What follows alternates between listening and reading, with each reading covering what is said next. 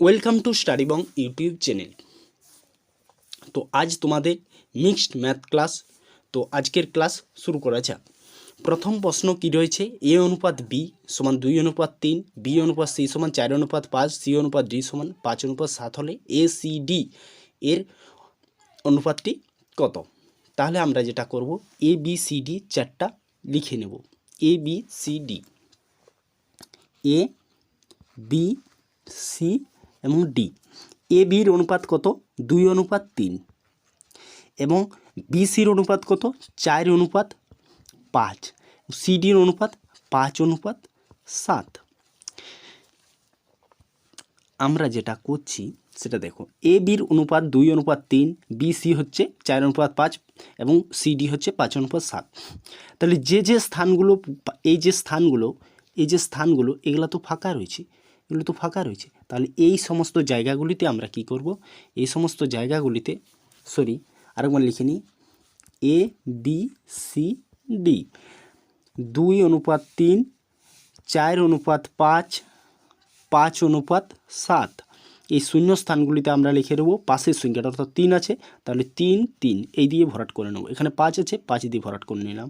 এখানে কি আছে? 4 রয়েছে, তাহলে 4 দিয়ে ভরাট করে নিলাম এখানটা, এই শূন্য স্থানটা। এবং এখানে কি, এই জায়গায় কিচ্ছু নেই, এখানে 5 রয়েছে, তাই 5 দিয়ে শূন্য স্থানটা পূরণ করে নেব। 5 5 এবং এখানেও 5। তাহলে এদের গুণ করে দেখে নাও। 5 × 20 = 40, 40 অনুপাত হচ্ছে 60, 60 অনুপাত 75 অনুপাত 105, 105। তাহলে আমরা কি জানতে চেয়েছি প্রশ্নে? এ সি ডি, এর ভ্যালু 40, বি এর ভ্যালু কত, সি এর ভ্যালু 75 এবং ডি হচ্ছে 105। তাহলে 40, 75, 105 এদের কাটাকাটি করো। 40, 75 এখানে লিখে নিচ্ছি, 40, 75, 105। এদিকে দেখো 8, 5 × 8 = 40, 8 অনুপাত 15, 8 এই 15 তোমার হচ্ছে 21 আছে। তাহলে 8:15:21, 8:15:21 অর্থাৎ অপশান ডি এখানে সঠিক উত্তর হয়ে গেল। পরবর্তী প্রশ্ন কি রয়েছে?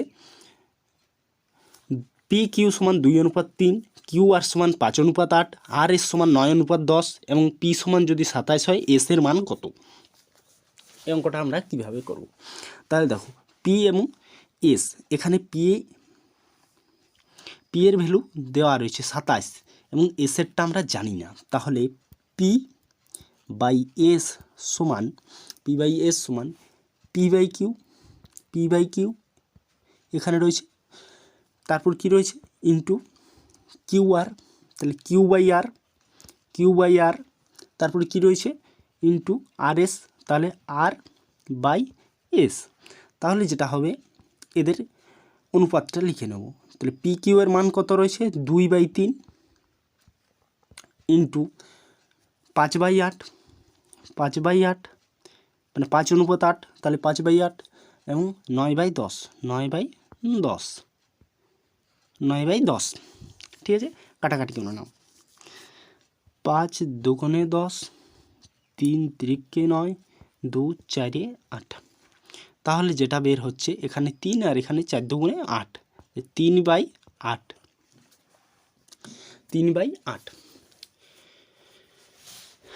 এতটা লিখে নাও যদি লেখা হয়েছে। তারপরে দেখো, তারপরে যেটা হচ্ছে, আমরা 3/8 পেয়েছি, 3/8টা পেয়েছি এতটা পর্যন্ত। তাহলে এস সমান, অর্থাৎ এখানে এস এর মান জানতে চেয়েছে, এস সমান কি না পি ইন্টু, এটা চেঞ্জ হয়ে যায়, উল্টে যায় ভাগ হলে, তাহলে 8/3 সমান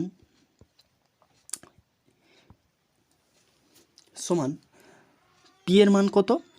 পি এর মান হচ্ছে 27, তাহলে 27 ইন্টু 8/3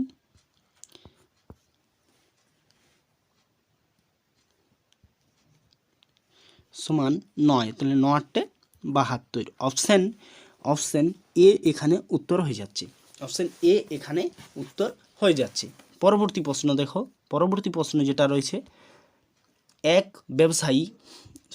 ব্যবসায়ী ক্রয়মূল্যে তার দ্রব্য বিক্রয় করে, কিন্তু 1 কিলোগ্রামের স্থানে 800 গ্রাম দ্রব্য দিয়ে ক্রেতাকে ঠকায়, তাহলে ওই ব্যবসায়ীর আসল লাভ কত শতাংশ?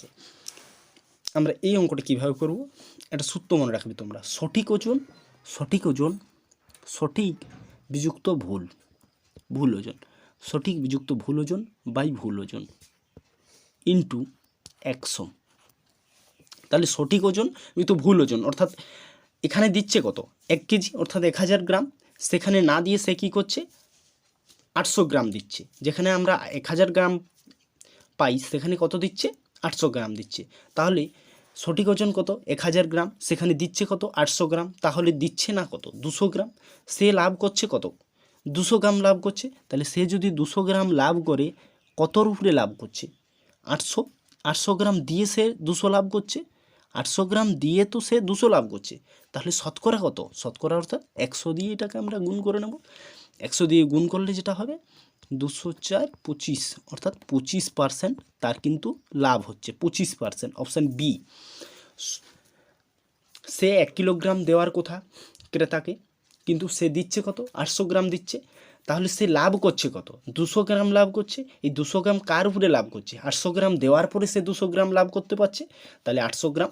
তাহলে 200 গ্রাম আমরা লিখেছি উপরে, নিচে কি লিখেছি 800 গ্রাম। কেন না উপরে লিখছি 200 গ্রাম লাভ করেছে, নিচে কি কতর উপরে লাভ করছে 800-র উপরে লাভ করছে, কত পার্সেন্ট না 25% আমাদের এখানে বের হয়ে গেল। পরবর্তী প্রশ্নে কী রয়েছে, একটি শহরে মোট জনসংখ্যার 60% ভাত, 50% রুটি এবং 20% ভাত ও রুটি উভয়েই খায়। এই শহরের বা ওই শহরের কত শতাংশ মানুষ ভাত বা রুটি কোনোটাই খায় না। তাহলে আমরা এটা কি করব, যে আমরা ধরে নিতে পারি যে ওই শহরে 100% লোক আছে, তাই তো, বা 100 জন লোক আছে। যদি আমরা 100 জন বা 100%ই ধরবো, তো 100% যদি লোক থাকে তাহলে কি করছে, এটা 60% কি ভাত খাচ্ছে, লিখি 60% ভাত, আর কি করছে 50% রুটি খাচ্ছে,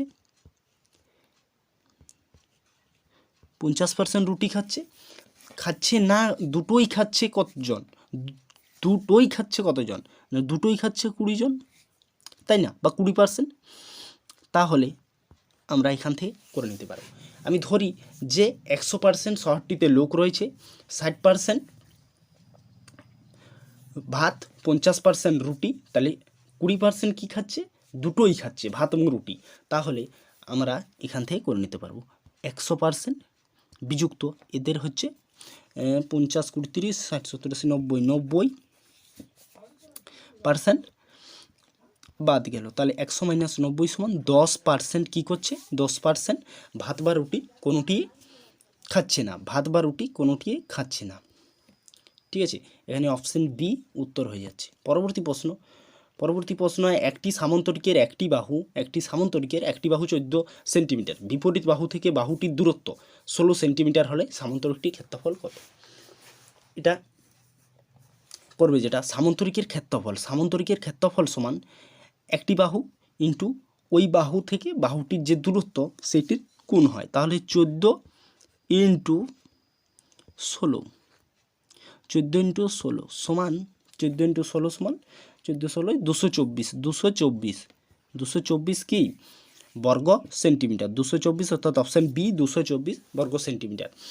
সূত্র কি না একটি বাহু ইন্টু সেই বাহুটির থেকে যে দূরত্ব সেইটার গুণ। তাহলে এখানে অপশান বি অর্থাৎ 224 উত্তর হয়ে গেল।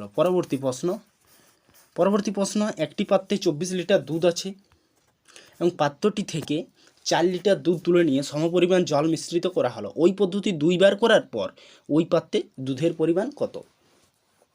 তাহলে আমরা যেটা করব, মোট দ্রব্য কত রয়েছে 24 লিটার, তাহলে 24 লিখলাম ইন্টু 1 মাইনাস কত লিটার করে তোলা হচ্ছে 4 লিটার করে, তাহলে 4 বাই মূল মিশ্রণ কত 24, এই 24 লিটারের থেকে 4 লিটার করে তুলে নিচ্ছে। একটা পাত্র রয়েছে, যে পাত্রে কি করছে এখান থেকে 4 লিটার দুধ দিচ্ছে, আবার সেই অনুপাতে 4 লিটার তুলে নিচ্ছে, কি দুধ আবার তুলে নিচ্ছে, এখানে দুধ 4 লিটার তুলে নিলাম, সেই অনুপাতে জল দিচ্ছে, তাই না? 4 লিটার তুললো, আবার সেই অনুপাতে 4 লিটার জল ঢেলে দিল, আবার এইভাবে যখন করছে কবার, 2 বার করছে, তাহলে এখানে আমরা 2 লিখলাম।